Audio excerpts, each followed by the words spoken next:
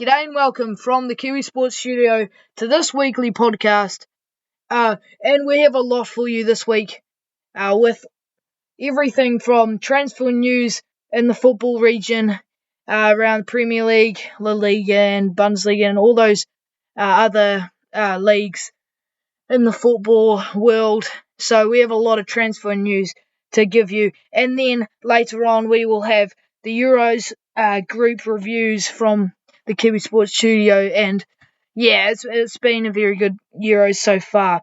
And then we will have our Euros predictions and previews for the round of 16. Here we go. Then we have the rugby for rugby section. We have the Super Rugby Pacific Final review, and then the All Black squad review, and then later on the Rugby Internationals preview for next weekend. This is exciting, isn't it? And then later on we will have the cricket section where we have the Cricket World Cup final preview and the Cricket World Cup altogether review. But anyway, let's get into this. And first of all, we are starting with transfer news over the most recent of times. And, well, there's been quite a few done deals over the last few weeks. But pretty much what we see this week, on this podcast, we will have a few in here.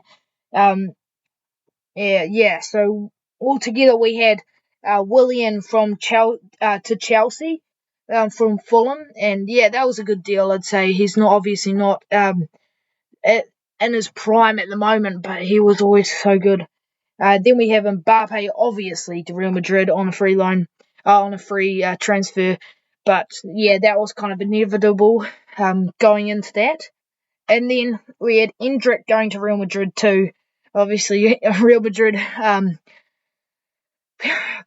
stacking in their team as usual, because they always have that much more money than the other clubs to spend in these transfer windows.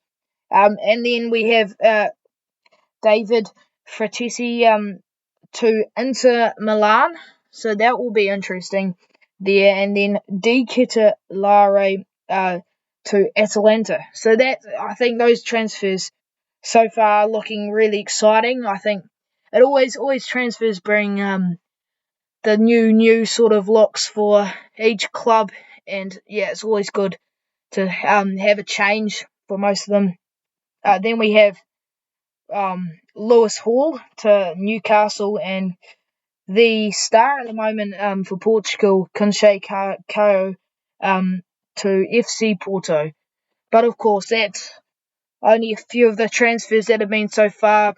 The biggest we found altogether, but maybe there are more. Obviously, we're not, masters at finding everything, but that's us for the transfer news, really. But that was just quick fire anyway. Then we have the Euros group reviews now. So heading on to these Euros, we thought surely it was going to be the top favourites were going to come out, obviously, as top. But obviously, as usual, we're wrong. And we found that this Euros has been absolutely just phenomenal. Everything has been so exciting.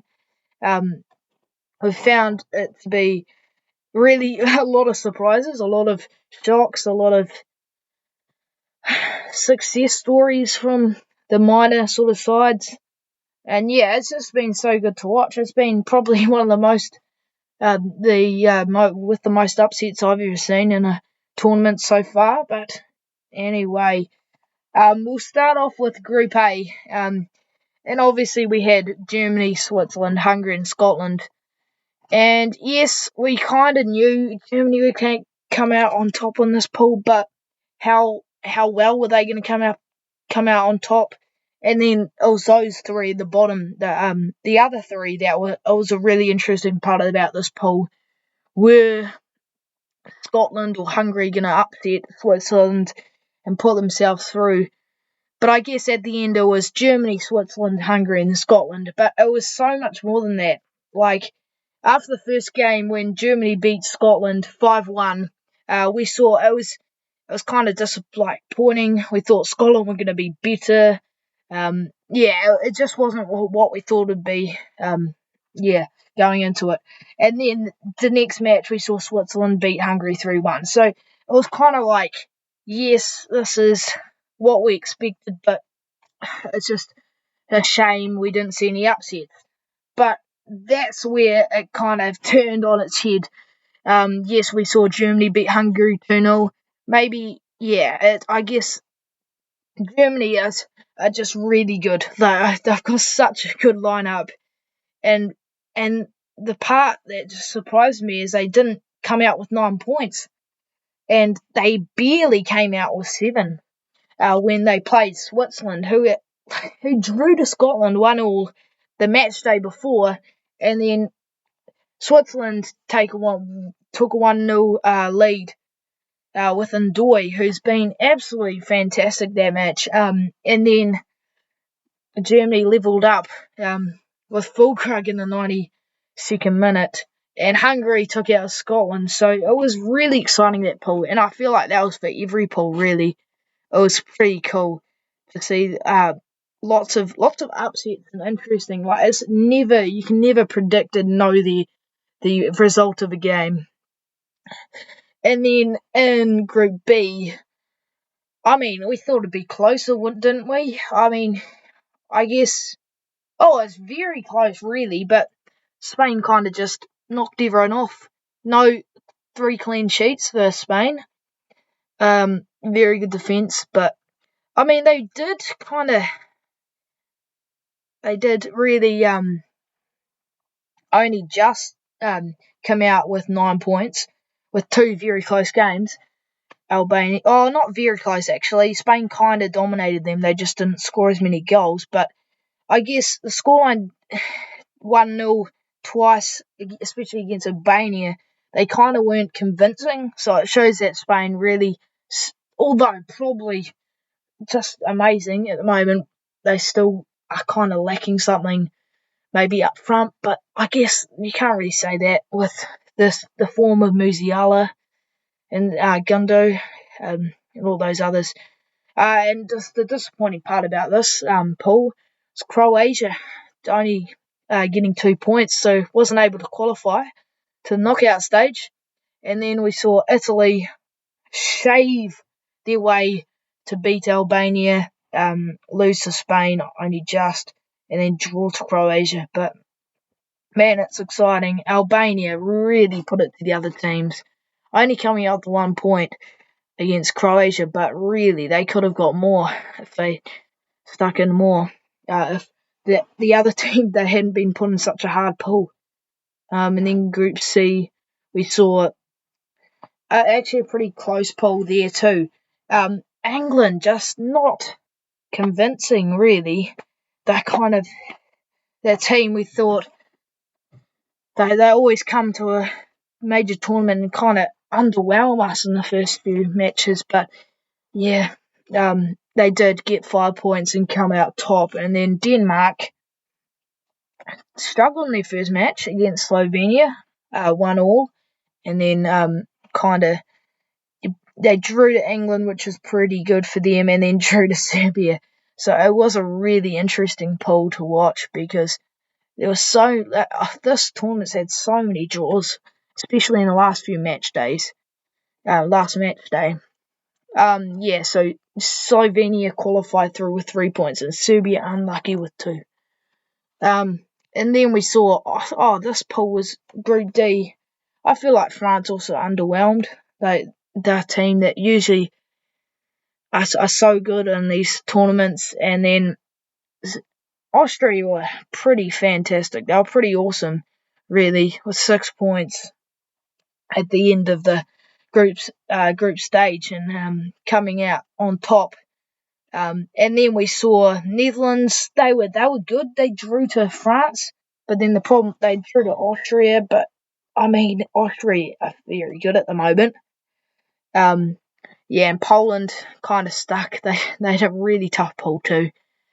And this is the interesting pool here, Group E. Romania top with 4. Belgium second with 4.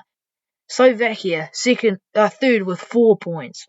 Ukraine fourth with 4 points. All even. It was kind of like you win, I win, this other guy wins. It was pretty much just share the points around, guys. But man, Belgium kind of underwhelming, but I guess Romania and Slovakia overplayed themselves. They were so good. I just was really stoked to see both of them qualify through too, because they really did deserve it. And then Group F, Portugal looked to clear out the pool with 3 wins, but then lost to Georgia. They got beaten 2-0. And I shouldn't laugh because Georgia have been fantastic, especially with their goalie and who was it? Their midfielder,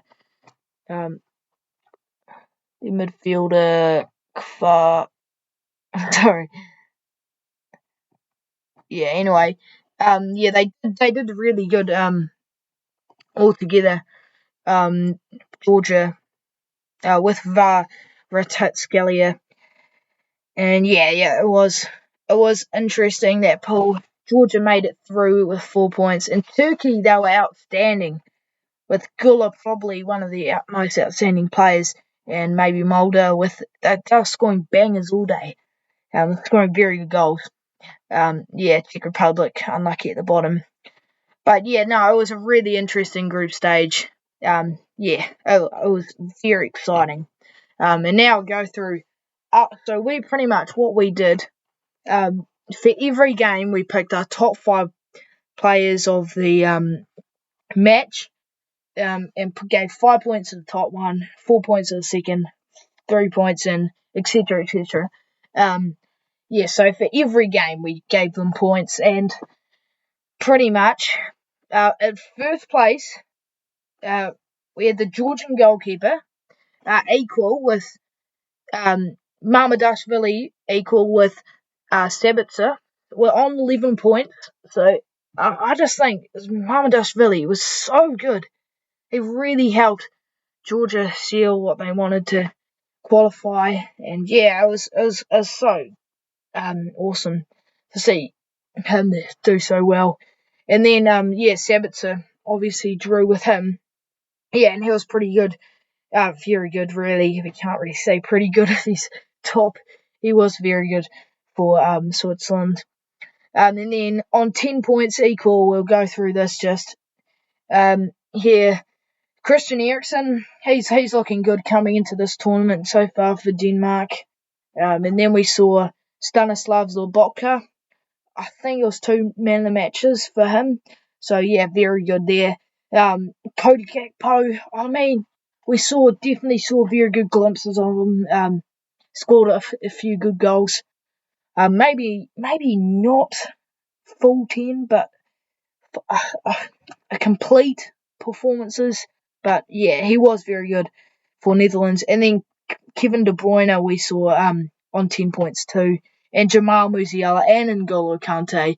N'Golo Kante, just showed up in those first few matches. And Jamal Musiala, man, 2 goals. And Kevin De Bruyne has been outstanding in the last few matches. He maybe didn't wake up in the first game, but really showed how good he is in those last 2 games of the match day.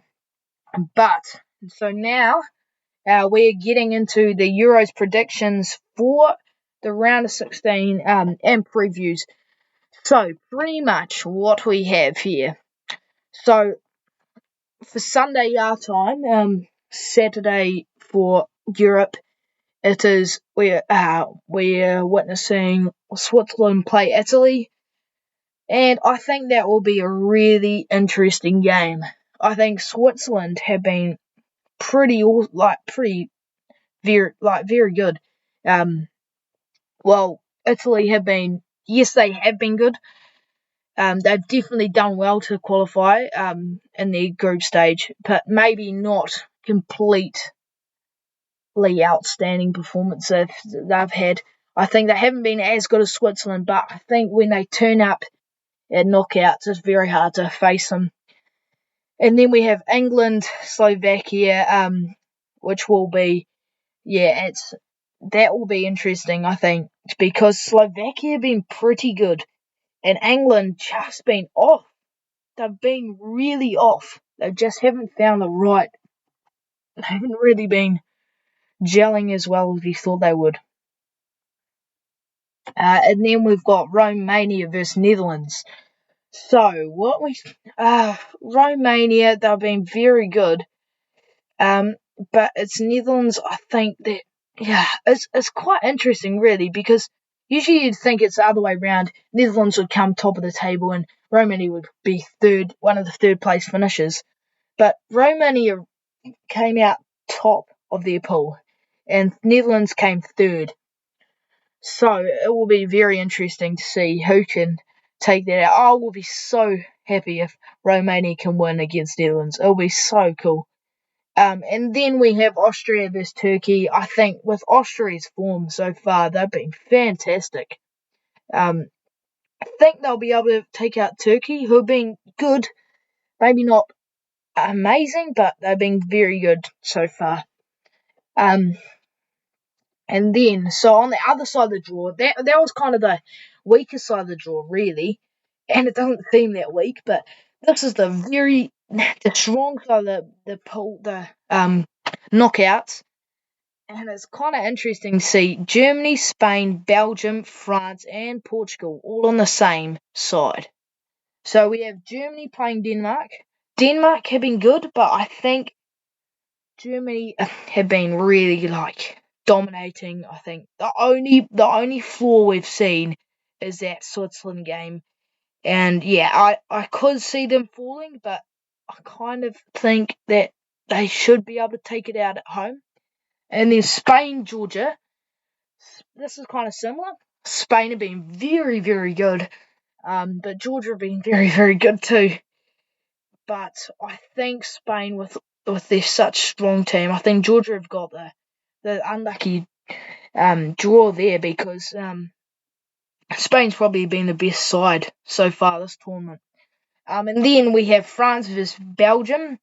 Both have been a little bit off, really. Belgium, I think, it'll definitely be a very good contest. I think Belgium, I can compare Belgium to Netherlands, even though Belgium have been pretty off so far this tournament. I think I can still compare them to, and France drew the Netherlands. I think Belgium are definitely on for this, really. France have been, a little bit off, but Mbappe's in again. Maybe if he puts in a good performance, I'd say they're through. But Belgium, if KDB can turn up, then they could go through. So it's really 50-50 kind of. Then we have Portugal versus Slovenia. I think Portugal, although they did lose their last game to Georgia, I think they should go through. They've got a very strong side, and Slovenia, maybe, I don't think they're competing against Portugal as much as against other teams, other strong sides, but so that is our predictions for the round of 16, and so that's all of the football section. Now we're going into rugby, for all you rugby people out there, so what we are looking at here is the Super Rugby Final to kick us off. And it was one of those matches. Probably not my favourite, because obviously Hurricanes weren't playing. But it's Blues versus Chiefs, 41-10 to Blues. I think Blues just dominated. I think if the Hurricanes win that situation, maybe a closer match, but probably Blues would still take it out. They played really well. They just kicked it off fast. Just everything. They scored 1, 2, 3, 4 tries in a row before Chiefs scored. So it was kind of, Chiefs were out of it pretty early, in the match altogether. But yeah, everyone was expecting it to be an absolute battle. Like we thought, Chiefs just didn't turn up really in that match. It was really Blues' match there. In Eden Park, a little bit slippery ball, but they played it with it really well, scoring 41 points with a wet surface is pretty tough, especially against the Chiefs in a Super Rugby Pacific final. But yeah, it's one of those things. Blues are the champions, and they deservedly are. It's hard to say that, but I guess they have been right behind the Hurricanes all season, and Hurricanes just didn't peak at the right time. I think the Blues peaked at the right time there. But yeah, I think the players on the match, I've got to say, was Caleb Clark, man. He was fantastic. And Harry Plummer converting, I think it was every try. But yeah, it was a really, it was a hyped up match. Maybe didn't reach the hype that we thought it'd be. But yeah, it was exciting. As every Super Rugby Pacific final is. Yeah, it's a move on from here now to the All Blacks. And to make that point, now we are going to switch on to the All Blacks squad announcement, which is really interesting. And I think he did really well in it. A few people were saying, oh, they missed out Hoskins Tutu, they missed out Peter Lakai, they missed out Ruben Love, and a few of those other players. But I think he did really well, and I honestly didn't mind Scott Barrett being captain of the All Blacks side, because he is really he's a very good leader. And yes, Ardie Savea, maybe I just don't think he really is the captain. I'd say would be. But yeah, so we'll head into the Hookers to kick off the All Black squad announcement. We've got Cody Taylor, Asafo Moore, George Bell, and pretty much there, I think that was kind of a non-negotiable, really, having Cody Taylor and Asafo Moore, and it was just that third point there. George Bell obviously did enough to get into Scott Robertson's face and take that third spot for the hooker selection. And yes, there might be some Crusaders bias, but I think it'll be more like Scott Robertson's will know him well, and he'll probably have seen that he's such a good talent and maybe he hasn't had enough game time for the Crusaders for everyone else to see that. But then we have the props. Ethan de Groot, Tyra Lomax, Fletcher Newell, Pasilio Tossi, Ofa Tungafasi, and Tamaiti Williams. So I honestly think that's probably, I don't think they left anyone out, really. They kind of went with who's been picked over the last few seasons for the All Blacks, and obviously it was Ethan de Groot, Tyra Lomax, then Fletcher Newell, Ofa Tungafasi, and Tamaiti Williams. And then, to add on to that, they kind of had to add in someone, I guess, for the future and who's been performing well recently, and it's definitely been Pasilio Tossi and Tyra Lomax's missed presence for the Hurricanes. And then for the locks, I guess they didn't really have many choices for the locks area. I mean, they did, but they kind of stuck with the three big guns who have been good over the last few. Patrick Tuipulotu has really shone for the Blues this season. Yeah, I think that's another non-negotiable. And then Scott Barrett, obviously, will play every game as captain. And then Tupou Vai, another strong player in the locks department. And then we have the loose forwards. we had Ethan Blackadder, Samipini Finau, Dalton Papali'i, Luke Jacobson, Adi Savia, and Wallace Satiti. I think that pretty much sums up it pretty well. I guess there's people who missed out, like Peter Larkai and Hoskins Satutu. But I mean, it's just so much competition.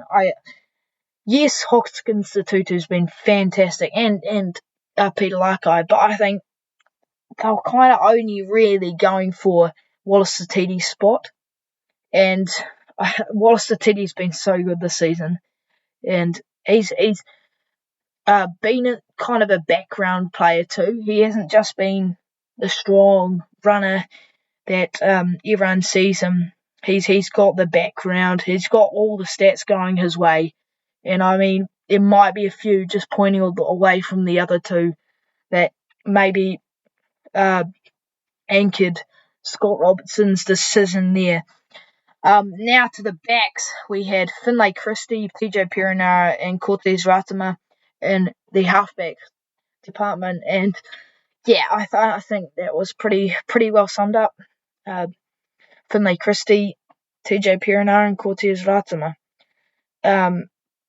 Cortez Ratama has been fantastic. TJ Perenara has had a wonder season for the Hurricanes, and Finlay Christie, he's had a good season for the Blues, and obviously he's got experience in there. Like maybe they just wanted a bit more experience in there too. Obviously TJ Perenara has it, but they can't really put another one with Cortez Ratama, who doesn't have much experience for the All Blacks. Then we had the first fives. We had Damon McKenzie and Bone Barrett. Pretty much all we could really pick.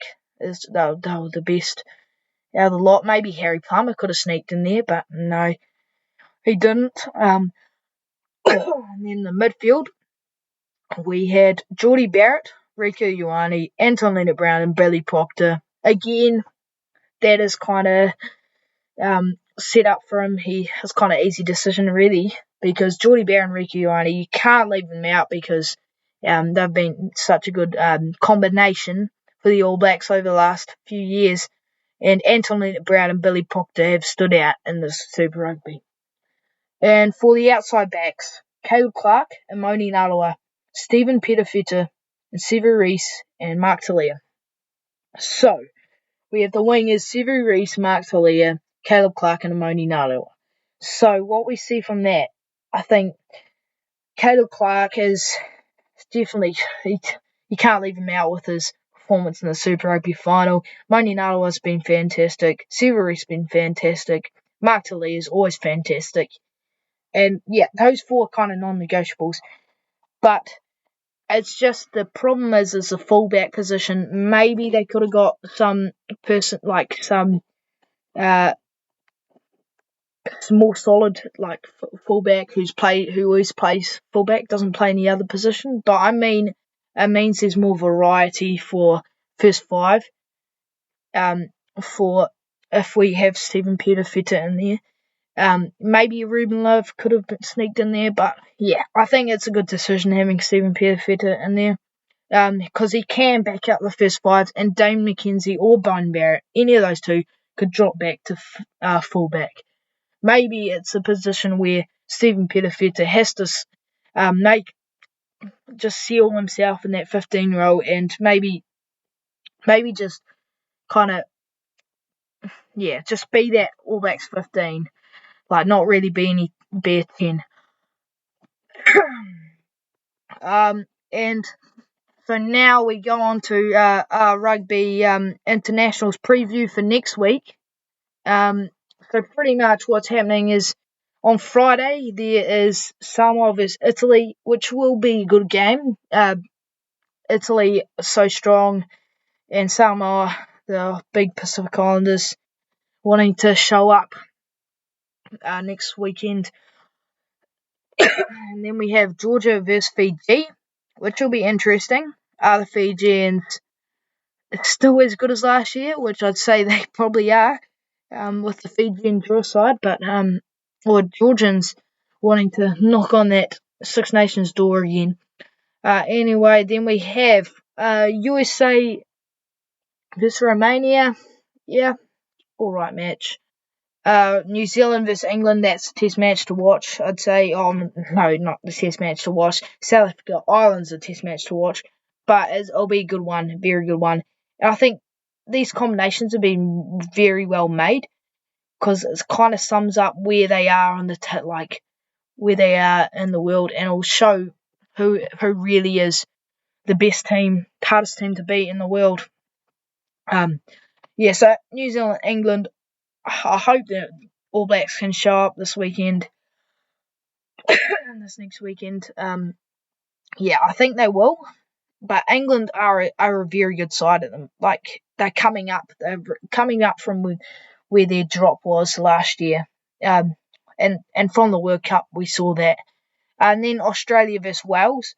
That will be interesting. I think it kind of sums up where those two are kind of dropping countries that just have been pretty poor over the last year. I think Australia I think Australia really want to take a win there because they will want to start with a win to get their side back up. While Wales also want one, losing to South Africa last weekend. South Africa Ireland, that's a match for the weekend. Massive match. I think the South Africans and the Irish, two biggest sides in the world at the moment. Maybe New Zealand there too, but yeah, they're just so good. It'll be interesting to see where they are at the moment too. It kind of, just gives us a sight of where these teams are, how good they are at the moment. And then we have Argentina versus France. Another tough game. Maybe France, I think France will have the upper hand, but Argentina always a strong underdog. So that's our rugby section for today. And now into our last section, the cricket section. And we will go through the Cricket World Cup final preview now. So let's have a look. It is two teams, South Africa versus India. It's on Sunday. What a match, really. It's going to be really exciting. South Africans undefeated so far. And the Indians, I'm pretty sure they might be undefeated. I'll just have a look.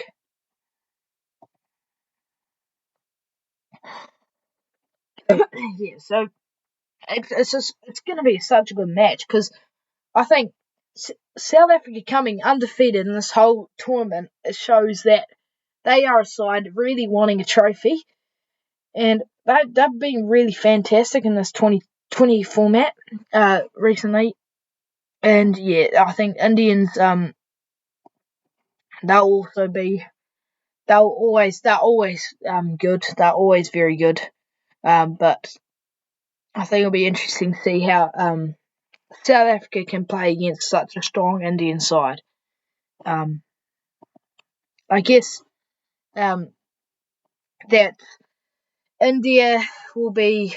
I think that we saw South Africa absolutely smash Afghanistan, but and that Afghanistan side beat Australia and beat New Zealand.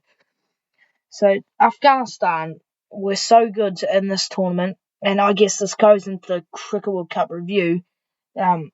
It's South Africa looking really good, hitting their straps into this final, and then India beat England.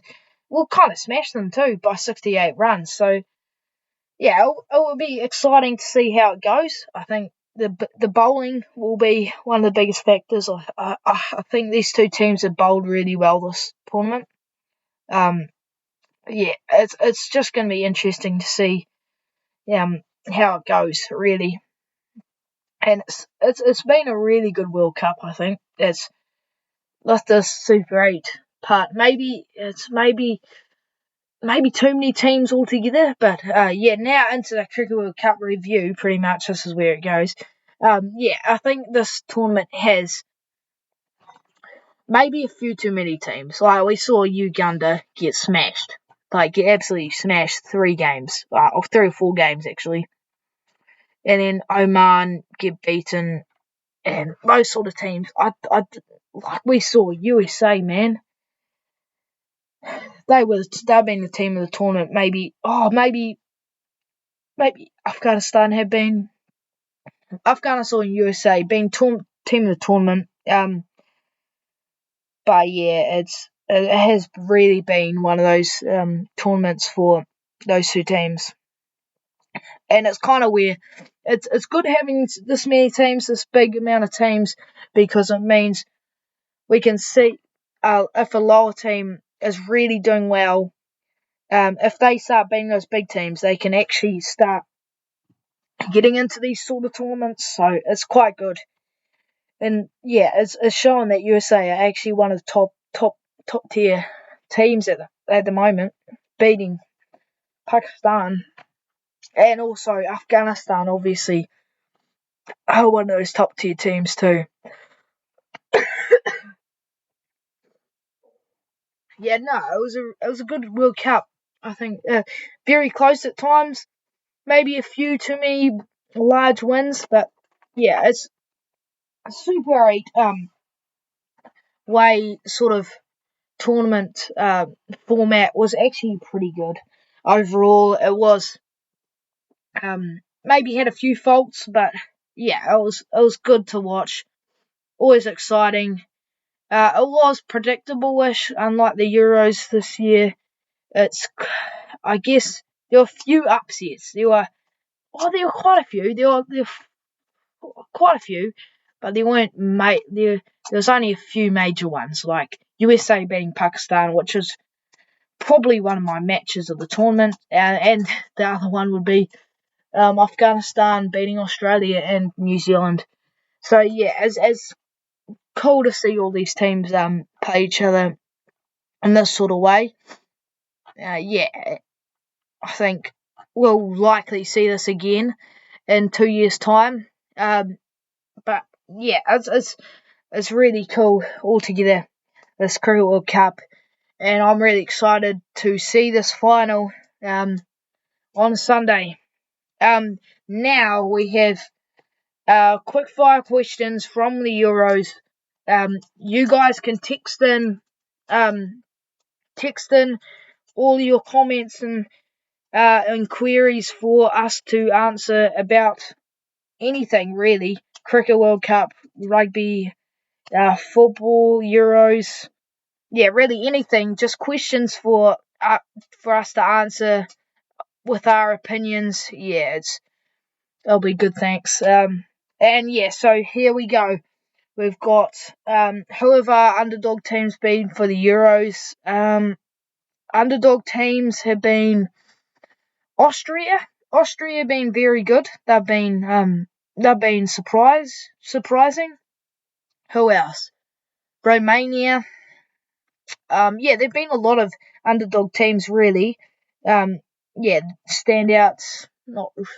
Spain have been standing out well. Yeah, I think it's interesting to see all these top underdog teams. There've been a lot of upsets and those sort of points there. And then most improved national team at a tournament. I think it's interesting. Most improved would be Germany. They've struggled over the last few World Cups, and it's good to see them back in such a good form. It's just whether they continue this form into the finals here. Also, who else? Underdog. Not underdog. Most improved national team. Yeah, I honestly think there hasn't been a team that's maybe Austria, but those are called kind of underdog teams too. With there, but yeah, and then we have. Are there any underwhelmers? You guys found? Oh, not like. Oh, there have been. There have been underwhelmers, but not. There's been a few like Belgium. But I think altogether it's been a really close tournament, so no one's really underwhelmed too much. But there have been teams that have overwhelmed, like they've been really good underdog sort of teams. Maybe Belgium, France have been a little less than we thought they'd be. But as I said, it's kind of a more of a underdog tournament than a underwhelmer tournament.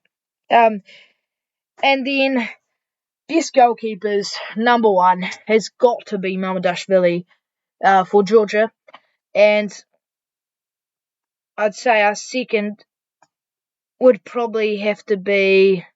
It's interesting. Maybe Castell's been pretty good.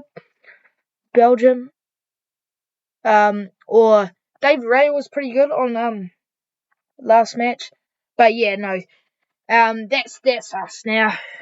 Thanks for listening in, guys. If you have, it's really cool to start these podcasts. This is episode 1, season 1 of the Kiwi Sports Studio weekly sports news podcast.